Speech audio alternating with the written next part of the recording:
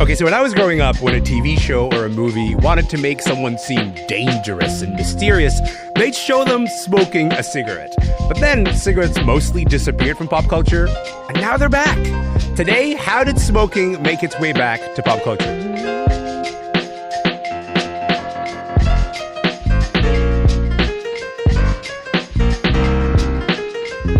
I'm Elamin Abdelmahmoud. This is Commotion. Listen, I don't know if you've noticed this recently, but a really bad habit is making a massive comeback. If you're watching a lot of TV, you might be seeing a lot more smoking in TV and movies right now. I want you to listen to this. You smoke? Well, not when anyone can see me. You? Used to. Another life. Got a cigarette? That's a scene from the new Sex and the City reboot called And Just Like That. But it is not just on that show, okay? Smoking has popped up on The Idol, on The Simpsons, on Stranger Things. It's showing up in movies like Oppenheimer and Top Gun Maverick. We wanted to dig into all of this because it comes at a time when there's been an increase in cigarettes and vaping, particularly among young people. So what is happening here? To talk about all this, I've gathered two culture writers around the Commotion table. Olivia Rose Rushing recently wrote an article about all of this for Bustle, and Ann T. Donahue is a writer for CBC Arts. Welcome, everybody. I'm so happy to have you here. What's up, Ann and Olivia? Oh, what isn't? Actually, I'm just tired after the holiday. I love that chaotic energy. Let's get into it. Okay, Olivia, I'm going to start with you. Before we get too deep into what's happening now, can you just take us back a bit? What are some of the earliest depictions of smoking on screen that you remember?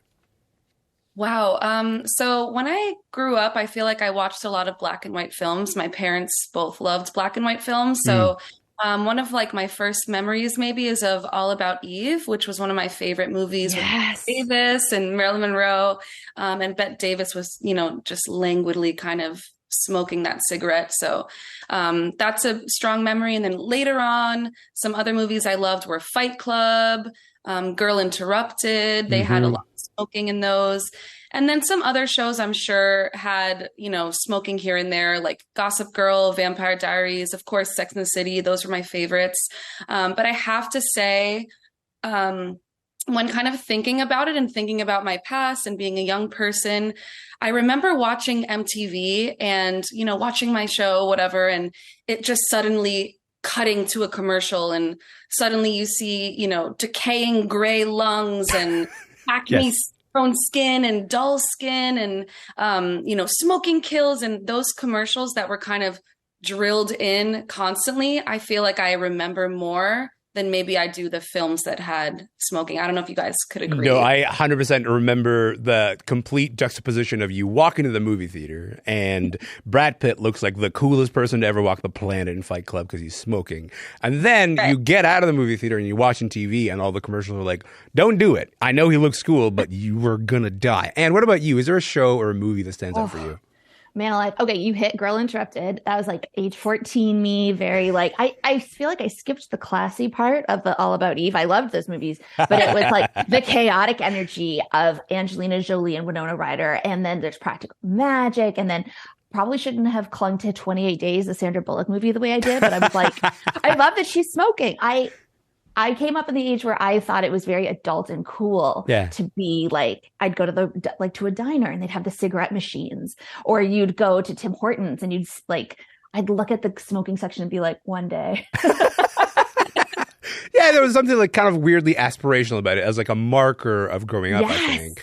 And amazing. Yeah, but then something seems to have shifted in the culture. I don't remember when it shifted, but cigarette sales went down. And it seemed like, in the stuff that we were watching, we saw just fewer storylines with characters who are just hanging out and just smoking. And what happened there?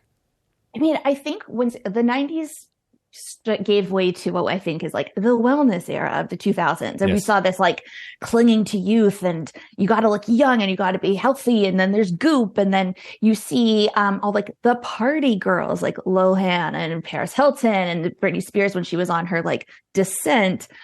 They all start smoking. So you're aspiring to be different. You want to be you want to have your act together. So health is number one. So I think there is something in that. There's a shame also associated with smoking.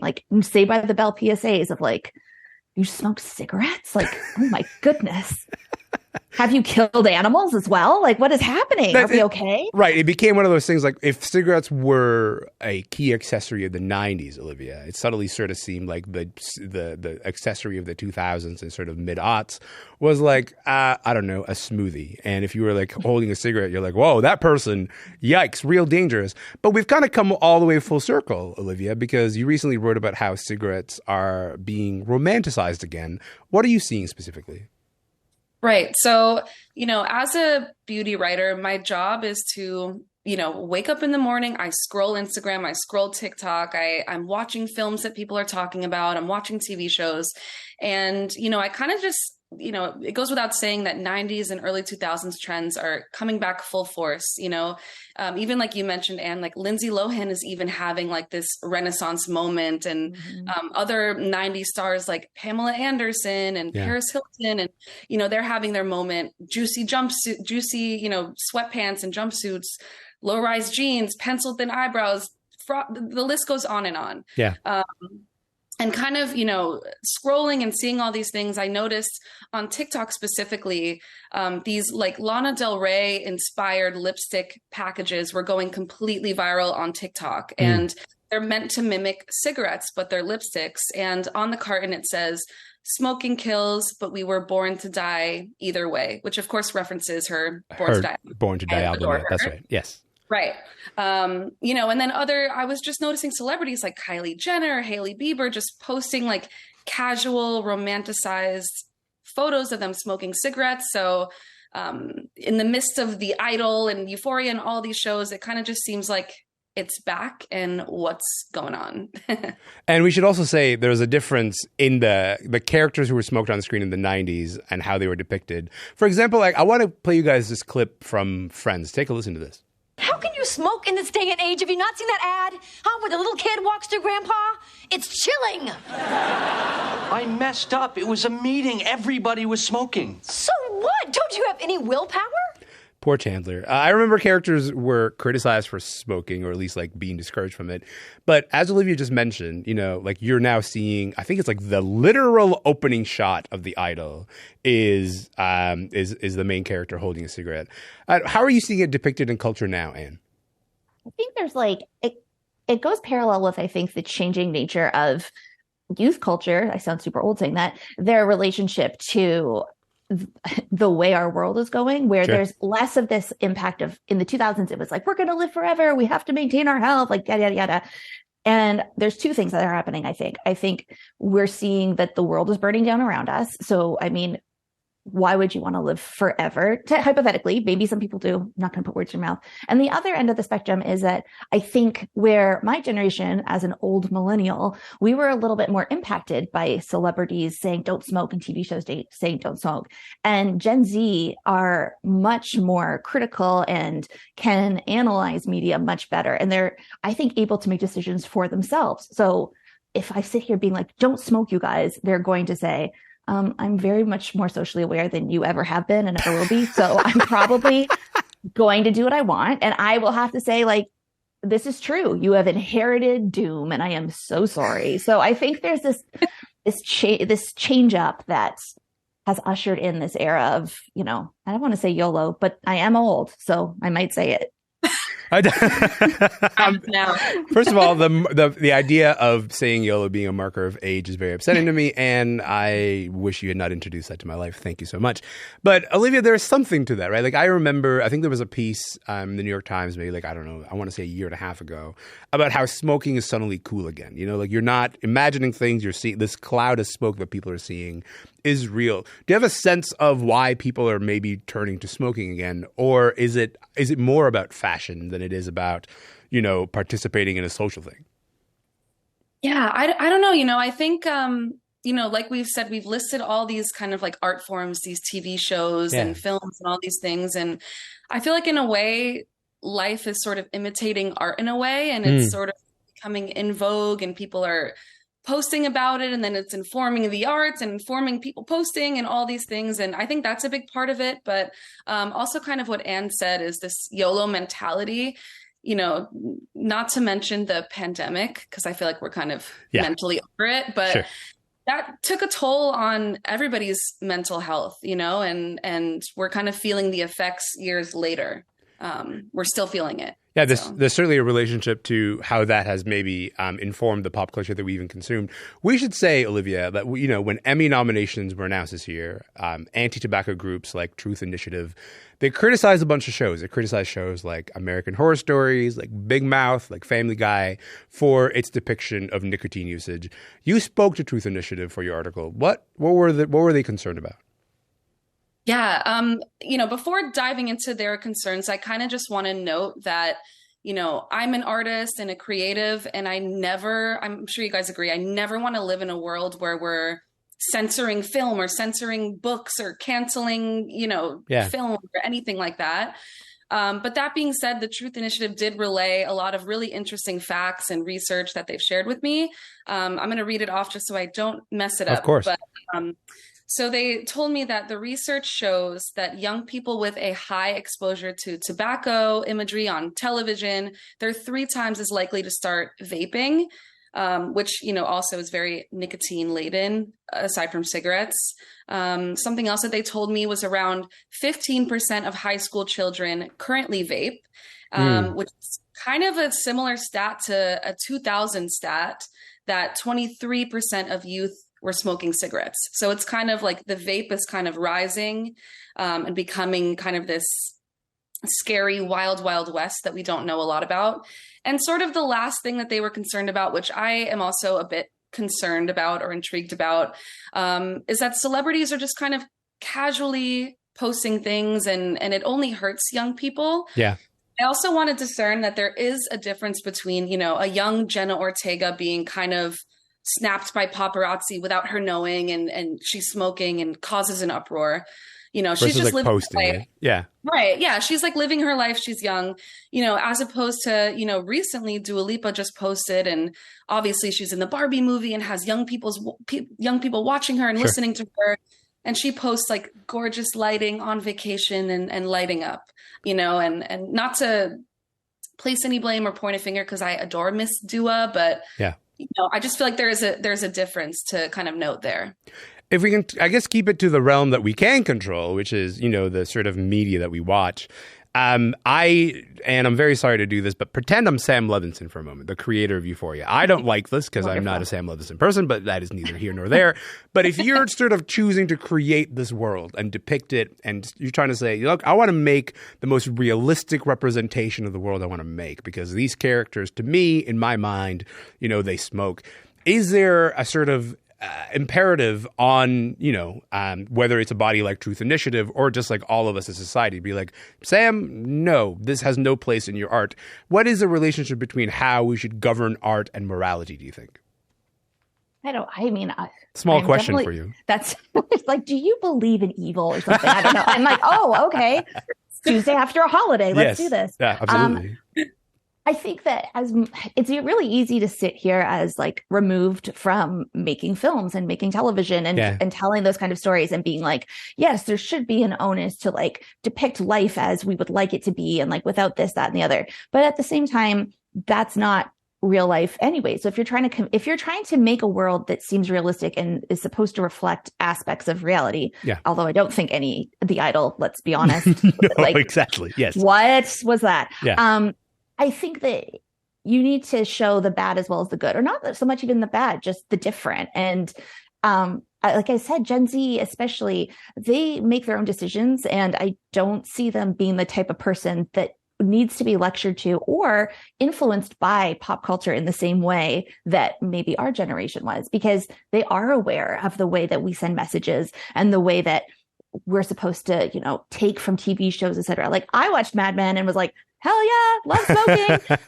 I had to quit because it hurt my lungs. Sure. But I mean, like they can't be like Matthew Weiner taking away Don Draper cigarettes. It's like, you can't do that. That's not, we should, but he looks cool doing it. And I hate to say that. I'm sorry. I failed us. Olivia, we got about 30 seconds left here. Whose responsibility is it, do you think, to limit young people's exposure to these depictions, if the Netflixes and the HBOs are still going to greenlight shows that have smoking in them? Right. I mean, I think it's hard to point the finger at anybody, and I think the responsibility is inherently everybody's. I think, celebrities do have power and they do have some sort of responsibility. TV shows do have power, and there is a responsibility to kind of, rebut those fantastical images with those decrepit lung MTV era, images that we were so used to. The TV mature imagery and the cigarettes having the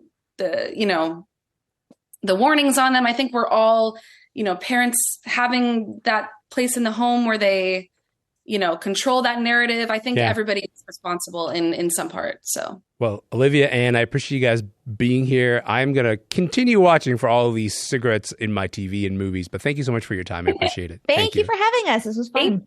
Thank you so much. Of course. Bye. Olivia Rose Rushing is a writer for Bustle. She recently wrote an article entitled "Why Are Cigarettes Being Romanticized Again?" She joined me today from New York City. Ann T. Donahue is a writer with CBC Arts.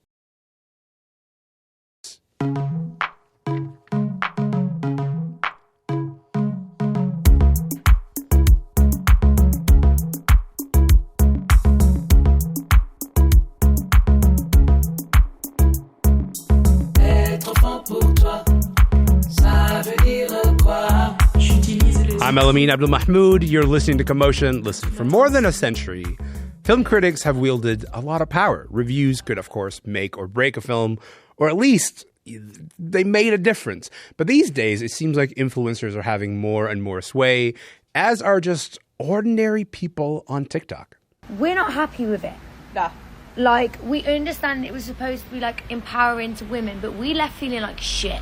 It was just like, why can't Ken have independence? If Barbie can have independence, why can't Ken? Orang-orang foto di Barbie nih ngikutin hype doang. Filmnya ngantuk, bro. I can't believe I'm saying this. I like Barbie more than Oppenheimer. Saya baru aja nonton Barbie. Tontonannya laki-laki gagah dan perkasa. Tadinya. Jangan ajak cowok lo nonton film Barbie the movie. If you are heading to see the Barbie movie, the movie is too short. Okay, so it's not quite criticism like Pauline Kael, right? Like Manuela Lazic recently wrote an article about the decline of formal film criticism for The Guardian. She's a film critic and an actor. She's based in London, England. Manuela, welcome to the show. Hi, thanks for having me. Of course. Listen, you decided to write about this after a Barbie screening, which you saw 2 days before the film opened to the public. And then what happened? Well, I was very glad to be at the screening in the first place, but then I was a little shocked to see that so many people around me at the screening were clearly not critics. And, in itself, that's fine. Like, I think if a studio wants to organize screenings for non-critics, that's cool. But the fact that we were mixed in with these people, and mostly the fact that the usher before the screening told us, there's an embargo. You can't publish your reviews until the Wednesday evening, but feel free to share any positive feelings you have about the film on Twitter right after the screening. That was a bit weird. It felt a little bit like only positive feelings could be shared and nothing critical whatsoever. Yeah, like if you're thinking of the sort of ethics of doing criticism for a living, the idea of being told, hey, if you have general positive impressions, feel free to tweet these. But if you have a negative review, please hold off until this embargo, which is this specific date. That, first of all, seems like a contravention of what it means to be a critic. But you describe that as insulting. What does that mean to you? Well, it's just like if they want to allow for positive feelings, as they said, positive sentiments to be shared right after the film, then I think they should not have an embargo and they should let critics write their reviews, publish their reviews right after the film, because otherwise it feels insulting in the sense that clearly they value much more the positive feelings that maybe an influencer invited to the screening might have, or, a regular person might have, but they don't want the opinions of people like me whose job it is to think about cinema and cinema, at large, and specifically that film and, context, historical and economic context, and to have a, critical eye. And critical doesn't mean negative. I think there's a misconception that, film critics don't like anything because they're critical. But criticism doesn't mean being negative. It means looking at something with some critical thinking, meaning trying to decipher what's happening, how a film is made, and what it's trying to do, what it's saying. it can be very positive. I like a lot of Barbie. I've seen it twice now. I want to come back to your review of Barbie because I think there's more to get into there. But I guess let's just talk about film criticism writ large for a moment. You're an actor, but you're also a film critic. Why is film criticism something that you believe in? I mean, just to speak for myself, yeah. As I was discovering cinema when I was young, I turned to critics to know, to sometimes decipher what a film was doing, because I would watch something and be like, I'm not sure how to feel about this. I'm not sure what to think about it. And reading what someone who, knows cinema has to say about it sometimes was illuminating. Sometimes I would realize, I absolutely don't agree with this, but it's an interesting angle. Mm-hmm. And that's completely valid. Like I grew up in France and I would read the Cahiers du Cinéma, which, I barely understood what they were saying most of the time because they wrote in very elaborate, like very precise sentences. And I was like 14 or something. But it was always eye-opening. And I would read the reviews of films I'd never seen or I would never see, just for the pure pleasure of reading and of seeing someone thinking about cinema. And to value in that is so the simple pleasure of reading and of analysis, but also of, everyone thinking about a piece of art together and having different reactions to it. Yeah. And sharing that. It's purely sharing. And it's also because critics, we love film. And when we criticize a film, it's because we want what's best for cinema. To not to sound like we're super powerful. We're not. It's filmmakers who make films. But I feel like critics are there to, take the pulse of the film industry, if you will, of the film work and see what's good. I'm glad that you brought that up because I think that's a really significant role that critics play, sort of to evaluate where the medium is, where like the art that is being created is. And there's this notion, I think, that the critic's job is to get you to either see a movie or not see a movie. But of course, it is so much bigger than that. And like the pushback against criticism they always hear is people say, well, everything's so available now. Why do you even need critics? Just start the movie and start watching it. But that misses the thing that you just said, which is to say, like, we're trying to advance a form of media, a specific art form. And in order to do that, you got to have conversations within it. Just very quickly, I got to ask you, if the title of your piece is Who Needs Film Critics When Studios Can Be Sure Influencers Will Praise Their Films? What does it mean to you to see this turn that studios are making away from critics and maybe a little bit more towards influencers? Right. So first of all, I didn't choose the headline, like as always. Got it. Usually you don't choose your headline. Yes. But I think it's a decent one.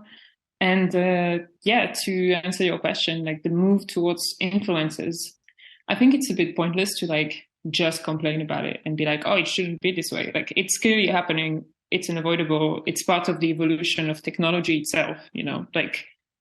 People complain when newspapers were invented because they were worried that people would be less social on public transport. Like, every time there's a new technological advancement, we complain.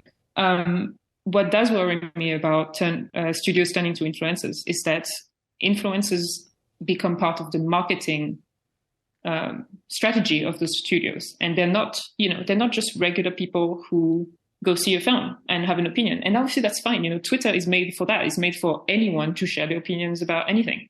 But influencers specifically, they get perks, they get bonuses, they get merch or objects or invitations to more screenings, advanced screenings, if they say something positive. Mm-hmm. And whereas critics, there's certain studios that don't invite certain critics to their films, to their previews, because they know that those critics are likely to be critical. And that's already in itself is bad. But now that the influencers are there, they can fill that gap where, you might have very few critics, your studio, you have very few critics you trust to see your film in advance. But if you invite a bunch of influencers who, it's not that they don't care. And obviously I'm not speaking for every influencer. I know there's plenty of great influencers out there who care about what they do and they have actual opinions that they can stand by. Sure. But if you invite a lot of influencers who are happy to just be there, then you can be sure that the feeling around the film before it even comes out will be very positive. Manuela, I have a feeling that this is merely the start, not the end of this conversation. Thank you so much for being on the show today. No worries. Thanks for having me. Of course. Manuela Lezic is an actor and film critic. She recently wrote about the decline of formal film criticism for The Guardian, and we'll share that link to her piece on Instagram. And that is it for the show today. By the way, we are now putting the entire show up on YouTube every day. Just search CBC Podcast to find us and then subscribe. My name is Elamin Abdelmahmoud. I'd like to thank Emil Niazi for filling in for the past couple of weeks. I'm back, baby, and I'll see you tomorrow.